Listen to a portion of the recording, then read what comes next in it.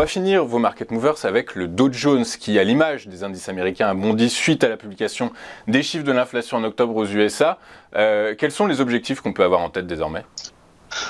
Ben là, on peut avoir des objectifs ambitieux. Alors, que se passe-t-il sur le Dow et d'ailleurs, que se passe-t-il sur tous les indices, puisque le Dow est l'indice un peu maître avec le S&P.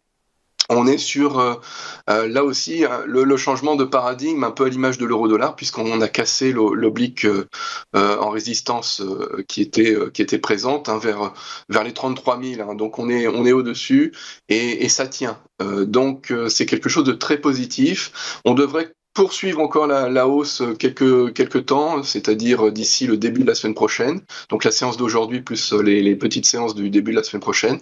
Et ensuite, avec dans le même effet que l'euro-dollar, on devrait avoir une petite pause dans cette hausse et puis pourquoi pas ensuite repartir vers des plus hauts si notamment, on l'a dit, la confirmation de ce pivot se renforçait et c'est ce qui devrait avoir lieu de toute façon in fine.